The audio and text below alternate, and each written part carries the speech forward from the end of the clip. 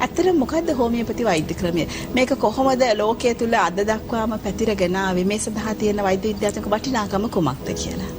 ඔව්.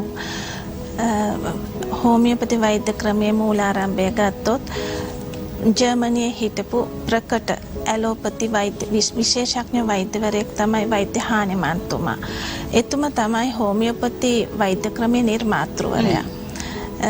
ඒ කාලේ එතුමා එම වෛද්‍ය වෘත්තියේ, ඒ කියන්නේ ඇලෝපති වෛද්‍ය වෘත්තියේ නියැලී සිටින කාලය තුල එතුමාගේ යම්කිසි ඒ කියන්නේ ඒ වෘත්තිය සම්බන්ධයෙන් යම් මූලධර්ම නොමැතිකම හින්දා ඒ වගේම දැකපු අතුරු ආබාධ නිසා යම්කිසි කලකිරීමක් ඇති වුණා. ඒ කලකිරීමෙන් එතුමා එම වෛද්‍ය වෘත්තියෙන් ඉවත් වෙලා පර්යේෂණ රාශියක් කරා කොහොමද මිනිසෙකුගේ රෝගයට හේතුව නැති කරලා රෝගයක් සුව කරන්නේ කොහොමද කියන එක. රෝග නිධානයම ප්‍රතිකාර තුලින් ඉවත් කරන්නේ කොහොමද කියන එක.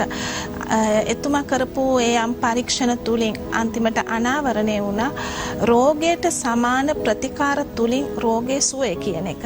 ඒ වගේම එතුමට යම් ඒ පරීක්ෂණ තුලින් මීට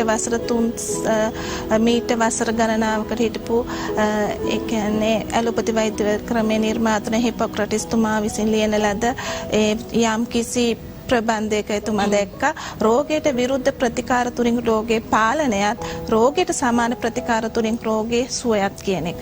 මේ තුලින් එතුමා ඒ රෝගයට සුවය කියන එක එතුමාගේ පරීක්ෂණ තුලින් සොයාගත්ත යම් කිසි මූලධර්ම මත සමාන දේ සුවපත් වේ කියන නියමය.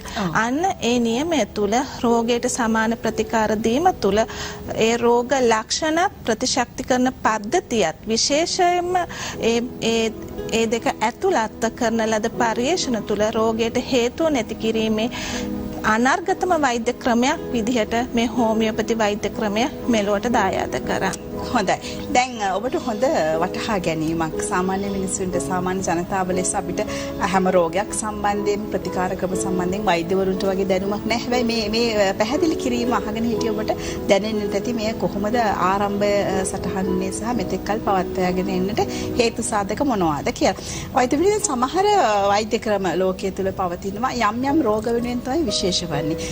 කෙනෙකුට හිතෙන්න පුළුවන් හෝමියෝපති වෛද්‍ය ක්‍රමයේ තුලදී යම් වර්ග වුණු කාණ්ඩ උන රෝගවලට විතරද ප්‍රතිකර්ම තියෙන. එහෙම නැත්නම් පුංචි දරුවාගේ සිට මහල්ලා දක්වා ඕනම කෙනෙකුට මේ සිරුර තුළදී ඇති වෙන ඕනම රෝගයකට ප්‍රතිකර්ම තියෙනවාද?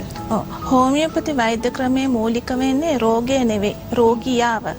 ඒ රෝගියාගේ මුළු සමස්තයක් ලෙස ගන්න හිසේ සිට දෙපතුල දක්වාම ගන්න සියලු රෝග ලක්ෂණ අන්නර රෝගියාගේ තියෙනා වූ සෑම රෝගයකම මූල ධාතුව නැති කිරීමට හේතු වෙන ඖෂධ අපි තුලින් දීම තුල ක්‍රියාකාරීත්වය තුළ ඒ රෝග මූලය නැති කිරීමක් වෙනවා. ඒ තුලින් කුඩා දරුවගේ අත දරුවගේ පටන් මහල්ලා දක්වාම මේ වෛද්‍ය ප්‍රතිකාර ක්‍රමය තුළ නිවැරදිව ඔවුන් සුවපත් වෙන්න නිවැරදිව ප්‍රතිකාර ක්‍රමයක් වෙනවා හෝමියෝපති වෛද්‍ය ක්‍රමය. හොඳයි. අද දවසේදී අපි සුවිශේෂී ලෙස කතා බහ කරන්න තෝරාගත්තේ මම හිතන්නේ මේ රෝග තත්ත්වයක් සම්බන්ධයෙන් කතා බහ කරනවා කියලා මම ඔබට සඳහන් කරා මතක් කරා. ආතරයිටිස් කියන රෝග තත්ත්වය වයස් භේදයක් නැතුව අපි අහලා තියෙනවා ළමා ආතරයිටික්ස් එවැනි විදිහේ යම් වර්ග කරන කොටස් කරන විදිහේ රෝග තත්ත්වයක් නැති වෙනවා.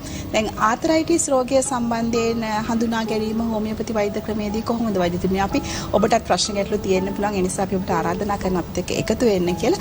අපි ඒ හඳුනා ගනිමු. දැන් ආතරයිටිස් කියන රෝග තත්ත්වය හෝමියෝපති වෛද්‍ය ක්‍රමයේත් එක්ක ගැළපීමේදී කොහොමද මේ රෝග නිදානය සොයාගෙන වීම හරහා මේ රෝගය නිෂ්ඨාවට සුව කරගන්නේ? ඔව්. මුලින්ම බලන්න ඕනේ ආතරයිටිස් කියන්නේ මොකක්ද කියලා. අපේ ශරීරයේ අස්ථි පද්ධතිය ගත්තොත් අස්ථි පද්ධතිය අස්ථි සන්ධි ගණනාවකින් යුක්තව හැදිලා තියෙන්නේ. මේ සන්ධිවල කුමන හෝ වෙනසක් ඇතිවීම සන්ධියක් ගත්තොත් ඒ සන්ධිය නිර්මාණය වෙලා තියෙනවා අස්ථි පේශි නහර ස්නායු කියලා. මෙන්න මේ මේ සන්ධියේ අස්ථිවල කුමන හරි වෙනසක් ඇතිවීම අපි කියන ප්‍රදාහක තත්ත්වයක් කියලා. මෙන්න මේ ප්‍රදාහක තත්ත්වය නිසා තමයි අපි ප්‍රදාහක තත්ත්වයට තමයි අපි ආතරයිටිස් කියලා කියන්නේ. ආතරයිටිස් එතනදී අපේ ප්‍රතිශක්තිකරණය දුර්වල වීමක් වෙනවා. ඒ වගේම ආතරයිටිස් වර්ග ගණනාවක්ම තියෙනවා. විශේෂයෙන්ම අද බහුතරයම ජනතාවකට තියෙන ආතරයිටිස් වර්ගය ගත්තොත් ඒක ඔස්ටියෝ ආතරයිටිස් වර්ගයේ බහුතරයකටම තියෙනවා. ඒ වගේම තව රුමටොයිඩ් ආතරයිටිස්, ගවුට් ආතරයිටිස්, ඒ වගේම නොයෙකුත් ආතරයිටිස් වර්ග අද සමාජයේ තියෙනවා. ආතරයිටික් කියෝ ගෙවී ගිය කාටිලේජ් නැවත වර්ධනය කරයි. අස්ථි දිරා යාම වළකයි. ඇත වී ගිය අත්පා ඇඟිලි කොඳු වැට පෙළ දණහිස් යථා තත්වයට පත් කරයි. සියලුම සන්ධි රෝග සුව කරයි. HK homeopathy HK healthy life නිෂ්පාදනයකි.